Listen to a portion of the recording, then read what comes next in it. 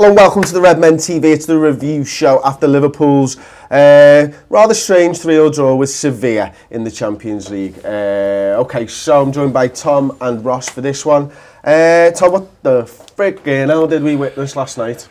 A really good game of football, but I'll be honest. I'm just not bothered. No, I wanted it to be boring and 1-0. No, that's You'd prefer us to draw 3-0 than to win 1-0.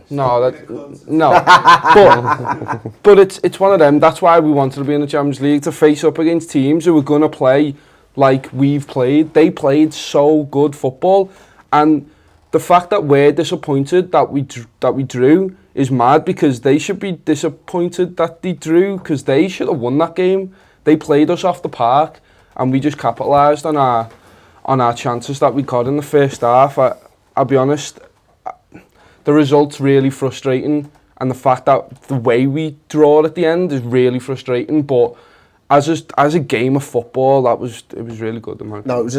Tom, you're right. It was an exciting game of football.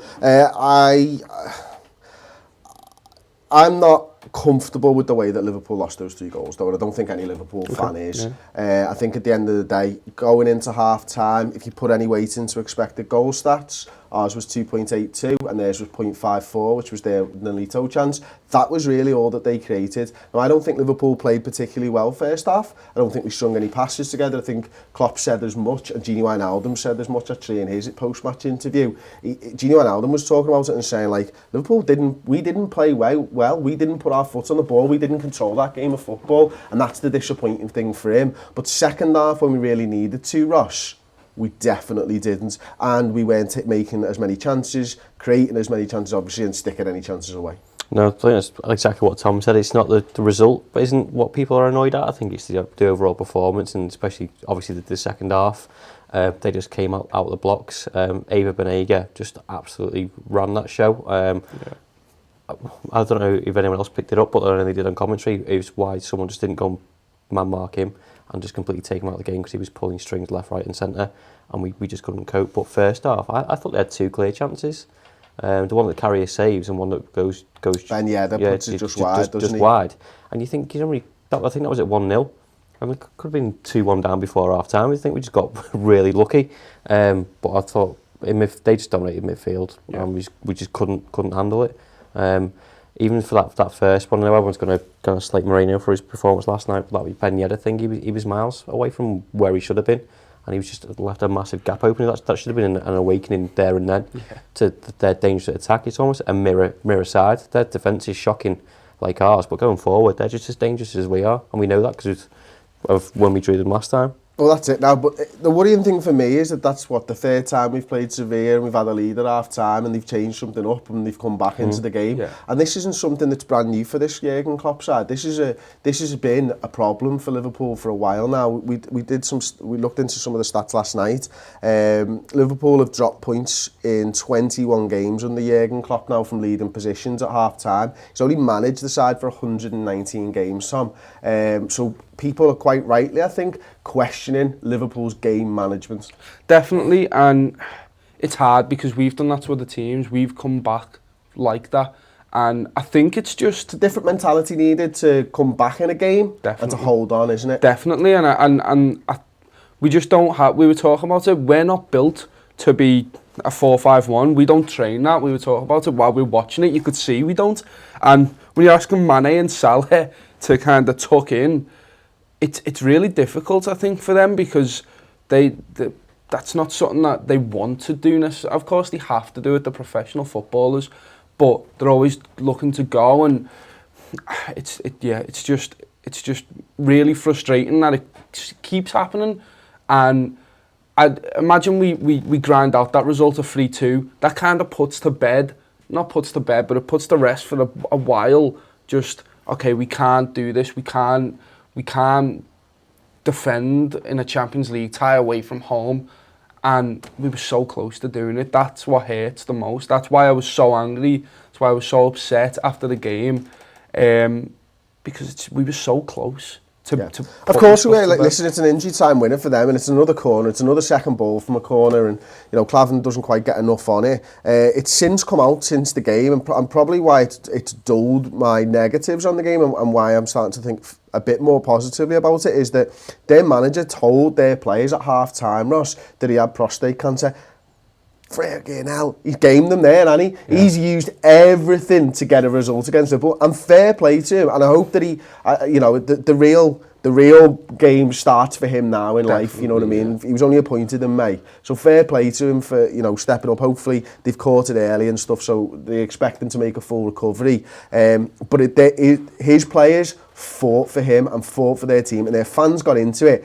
And whatever, that is a difficult situation for a Liverpool team to hold up against, and we didn't quite do it, but you know what, we still got to draw away. We're still top of the table. Our destiny's still in our own hands as far as Champions League go. We've still not been beaten. That's a tough place to go. I mean, no one's won there in how many months? I think it was 25 games or 26 games now. That makes it. People fight for records, Ross. They fight to keep those records because they know how hard they've worked to have that record in the first place. So for Liverpool to go in there and get a draw and still be top of this Champions League group after the adversity of that second half shows that we still do have something in the tank. Yeah, but that's why I said before, it's just frustrating. The result wasn't frustrating because you would have taken a draw before we went into that game, I think. But it's just because we were 3-0 up and then we obviously we threw it away. But it kind of explains why they came flying out the blocks in the second half. And I think people underestimate Sevilla. I think they've got a much better European pedigree in the past 5-6 years than we have had. Absolutely. Because they've won trophies left, right and centre, and they've consistently been in Europe. So for us, not only to be top of the table, we've not been in the Champions League for a few years. And when we did, we fell straight out of it. So to manage what we're doing, top of the group still, and doing all right in the league again, I think we need more credit where it's due, to be honest. But it's just because the arse fell out of us, that's why it was and that's it, and I can totally understand that. Listen, we've got some comments, so we'll go through some of them now. Manjot Singh says, it felt like a loss, to be honest, but we got to keep our heads high and focus on our next games, especially the game against Spartak Moscow, which is now must win. And of course, we've got Chelsea and Stoke and a couple of others in between that. So, Mike Tyson says, hardly slept last night because of our shocking defending. Forget Freddy Krueger, Alberto Moreno is the nightmare on my street, which is absolutely hilarious. We do have to talk about Alberto Moreno's performance. Tom, for you, one question first for you. Carlos David said, Tom, lad, what happened to your beautiful hair, lad? It just got shaved off because it annoyed me, mate. I'm sorry. Scissor cut off. Yeah, everyone says scissors. 8 and a 6. An 8 and a 6. An 8 and a 6. Rate Tom's haircut out of 10 in the comment section for me, and whether you think it's shaved or not. But we do have to talk about Alberto Moreno. First question I want to ask you, Tom, do you drop him for the next game? Definitely not. He's had a stinker, yeah. But look, he lost his head, but it's very easy to do in a crowd situation like that, in a game situation like that. As soon as he makes that first mistake, that free kick, it's ridiculous. Why push him over on the ground, especially when you know that they're going to throw themselves on the ground like they did? That's no excuse, but they did throw themselves on the ground every chance they got. As soon as he does that, and then the man runs across and gets the goal, that's it. His head's gone then, and it's so hard because hopefully the squad today, when they're training, they all just go to each other, look, yeah, we could have done better there, but you can't just go, this man's at fault for this, because it wasn't just him. There was a few places on that pitch that weren't good enough, especially second half. So no, he comes back in, he keeps his place. We don't try not to damage his confidence more than he already has for himself, and just. That's it for me now. Personally, it's about Klopp and how he manages Moreno. I mean, you don't throw 16 good games away for one bad game. The problem for a lot of Liverpool fans, I think, is that we've seen these type of performances from Moreno before, isn't it, Ross? And, they were a few months ago now. This is his one shocker so far this season, and there's those extenuating circumstances of the crowd and the place that he grew up and made his football career and stuff like that. So it can happen, and it didn't just happen to Alberto Moreno, it happened to a lot of players. So I'm just going to go into the comments, Ross. And this one's Jamie Howsam, who says, our defence was pretty solid last night. The midfield lost us the game. Is that something you agree with? Yeah, it's something I mentioned at the top of the show. It's just completely dominated, whether it was outnumbered or I think they were playing 4-5-1 at times, and then we just couldn't handle them. don't know, you can't really explain it, can you? Because they've been so consistent recently. But I think that's what leads to most of their goals, the pace, especially when they came flying out of the blocks in the second half. I just don't think we were ready for it. I don't know if it's... I don't think we were cocky to think that it was done and dusted, but I think we should have been more prepared and expected them to come out of the box a bit more and maybe been a bit more defensive in our approach. Like I said, David Benega ran it, why someone just didn't mark him. Just, So, do you know what? I think it's always good to play devil's advocate on stuff. And I was having a conversation doing the podcast on redmentv.com last night with Sai. Sai, I think I'm right in saying, correct me if I'm wrong, you thought there was a level of arrogance maybe that crept into the game, and you were looking at that maybe from, let's look at Firmino's no-look finish. Yeah. Do you try that if you don't think the game's done and dusted? I mean, first off, imagine if he misses that. Oh yeah. I mean, that's the greatest finish that's ever happened to me that I've seen. Like, I mean, that's incredible. Yeah. You don't do that in a Champions League game. All right, it's 2-0. But imagine if you miss. I mean, he could have fallen over his feet. Anything could have happened. But there is question marks, whether you agree with it or not, about that side having a little bit too much arrogance. I don't think we played well defensively anyway. You watch back that first half. You watch back the whole game, the amount of times we were out of position. They were in the middle of the park and had the ball at their feet. That's where the chances come. Karius saves us twice in that game. Massive saves. Is that the Nolita one and the one that was called off for offside that goes onto the bar? Yeah, sorry. Was that offside in the end? Yeah. Okay. But it's one of them where we didn't play well yesterday. We got 3 goals off of just taking our chances there, and that's something we don't do. Imagine like the flick-ons from the front post. That's what we've conceded off, and I just don't think we were. Can I give you another narrative that I was thinking about last night? Here's the thing. Everybody thinks that Liverpool played amazing first half because they scored 3 goals, and we played shit second half because we conceded 3 goals. I'm of the opinion that we didn't play well all game and we got a draw away in Sevilla, because Liverpool got 2 goals from set pieces. They're not well-worked goals, and they're not goals that we've come to rely on this season. They're goals when we've capitalised on situations, which is actually quite unlike us. You know, we're normally carving teams apart and Salah in behind and all that type of stuff. We didn't really have a lot of that. We had a couple of those opportunities where Henderson plays through Firmino and the keeper makes a save. I think that's at 1-0. And then you had the one with Coutinho outside of the boots it to Mo Salah, almost a carbon copy of the last game against Southampton, and Salah's is saved down low to the keeper's left-hand side. But 2 goals from corners and 1 from, a great ball by Alberto Moreno. Sadio Mane takes the shot and Firmino does his classic no-look finish. And then some mad dancing.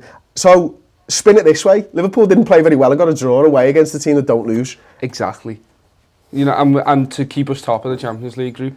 And I think you've got to keep that in mind, is that they're a great side, like you said just then. They're not bad. They've got good players, and it's just the way we did it. It feels like a loss to us. It feels like a win to them, and it's neither. It really isn't. I don't know. Yeah, imagine being on the opposite side as well. If you were going 3-0 down in a game and someone did a no-look shot and scored, how pissed off and wound up would you be? I'd snap him. What? I'd come from miles away just to snap him. But it'd motivate you to get back into the game, wouldn't it? Go, well, you're taking the piss out of me. It absolutely would, if any of them saw it. I mean, he did clock eyes with all of the Sevilla players as he did it, so he definitely did see it. One thing that we need to talk about, I think, is the captaincy thing. Sorry, not the captaincy thing, the captain, Jordan Henderson, and his performance. You know, you go on social media straight after the game, you can just look through our YouTube comments. I've asked people for their comments on Henderson, so do get them in and we'll come to them shortly. Leadership, Henderson's midfield performance, 55%. Passing is terrible from your midfielder. But for me, and I said this last night on my match reaction, and I still stand by it, I don't look for leadership from just one person. I look for leadership from 11 individuals who play that game. You know, when you're playing at any level football, whether it's 5-a-side, 11-a-side, whatever, do you rely on your captain to G you up for a game of football? Nah, you don't. You've got to internalise that. You've got to take responsibility for that, and you've got to come out and show that you're a part of the team and you want to be a part of the team and you'll give your all for that team. That's what we were missing last night. Not leadership just from our captain, leadership from every one of those players, bar, and I know we disagree on this, bar maybe Chan. Because Chan stepped up big time for me second half. He was tearing around trying to win the ball back. Didn't always come off, of course. Doesn't. But the leadership thing for me is all about 11 captains. Yeah, and look, Henderson wasn't good enough. Neither was Gini Wijnaldum. That's why they overran the midfield. Yeah. It's that simple. And as soon as we bring Chan on, we go into a 3 more rigid kind of thing instead of the 2. I think, look, Sevilla got the tactics spot on. He just went, right, second half, let's exploit their formation. And they did. They outplayed us in the midfield. They realised, let's just overrun the 2 of them. And they did that. And I think, look, that the substitution from Klopp to take Moreno and Coutinho off, really good. I don't care about the timings. We've just conceded the second one, and he's done it. Boss. That's what we needed to do, and I think Chan was good, but I also think Milner really just went where Moreno might have gone, right, let's throw it and let's do it. He just went, no. The first time he got even close to the ball, he went, calm down, I'm taking the throw in, I'm going to take 5 minutes to do it. I think Milner's that leader that you need with European experience to do that. Because as soon as he came on, he was geeing people up and, like you said, just calm down, slow play down. And that's what we needed to do because they were just all over us. Okay, we'll get into some of the comments then anyway. So, Stuart Smith talking about Jordan Henderson says, good player but isn't good enough to captain our club, but looking round, who else is going to take it? Hendo Wijnaldum, not good enough in midfield, says Brainy Graf. Stuart Smith said, just want a proper bastard in midfield. I think he's coming in the summer. Carlos David, I'll leave that one, but thank you for the nice comments. It's a bit self-serving. Michael Nicosia, Pajak, who is the player that splits opinion the most? Jordan Henderson. That's why he shouldn't have the armband. Jake Harris says, I think Milner should be captain. Ali hit 0. If Hendo plays, for me, we're just lucky to win. Come on, man. Play nice. Stuart Smith, excuses for Henderson all the time. It's bollocks. He's got the armband for a reason. Mike Tyson, captains are boring. Milner's boring. Perfect match. So there's quite a few things there, isn't there? You know, I think Henderson does seem to split the fan base. Yeah. Here's the thing, and it's a tweet that Steele came out with last night. How many goals does leadership stop you? I mean, it was a question, and I think it was talking about Jordan Henderson. But if you got leadership across the pitch, maybe you do stop goals. But if Jordan Henderson's got that leadership, does he stop any goals? He's having a really bad game regardless. I think he was shouting at the referee and stuff. The fact for me is, the reason I'm pissed off with Jordan Henderson is, he's had a bad game. Exactly. Like an absolute stinker of a game. Like probably him and Moreno were the 2 worst players on the pitch for me. Like, yeah, definitely. It's hard because when he has a great game, he has a great game, but then sometimes he has a great game and no one sees it. Yesterday, no excuses for him. He had an awful game, and what do you say? Do you just get rid of him? Let's just sell him in January. Here's the thing, right, and this is kind of what I've come back to, and what the comments are talking about, Ross, is that people want someone else to be the captain, but the type of captain they want is a real leader. Now, from those 11 performances, 12, 13, 14 performances last night, who is that leader? Because arguably it'd be Emre Can. I don't think he's Liverpool captain material because A, he might be going in January, and B, he's not a first name on the team sheet kind of guy as well. So that would be silly. You got James Milner who doesn't play all the time. It's the problem that it's not that Henderson's the captain, it's that people don't think we've got a captain. And I'll throw a name out that I think could be, and it was brought up in one of the shows last night. Adam Lallana, former captain, leads by example, starts the press, wins the tackles high up the pitch, but best mates with Jordan Henderson. Probably wouldn't want to go against him. So what's the problem there? Is that is it that Jordan Henderson the captain, or that there's no captains, clear-cut captains for Liverpool?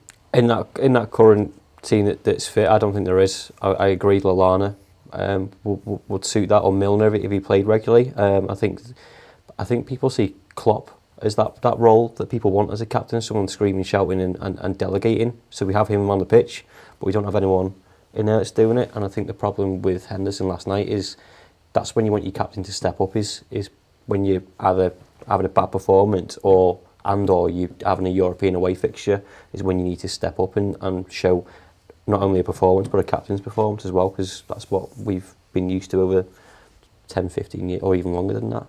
Yeah. Okay, well there we go. That's the review show. We'll be off now to film the final word show. Paul will obviously be hosting that. I'll be joining him as well as another guest or two. Looking forward to that. If you want the real in-depth stuff where we go into all the major talking points in the game, do get over to the redmentv.com. You can get it as a video version. If you just like podcasts, you can get every single subscriber show we do as a podcast now. So you can save A, on your bandwidth, and B, your eyes from looking at me all the time. So do get over, check out the redmentv.com. Thank you very much for watching. Don't forget to like the video. And I've just got one more comment, except obviously it's just gone off my screen. To end us on, James Stavroulakis, the Sevilla manager has cancer and told his team at half-time, apparently, and they scored 3. If that's the case, I'm not angry. He's not angry. You shouldn't be too. Liverpool have drawn away to Sevilla in the Champions League. We still top the group. Destiny's in our own hands, and this side played badly and got 3 goals. That's not something to smile about. I don't know what is. Thanks for watching. See you next time. Ta-ra.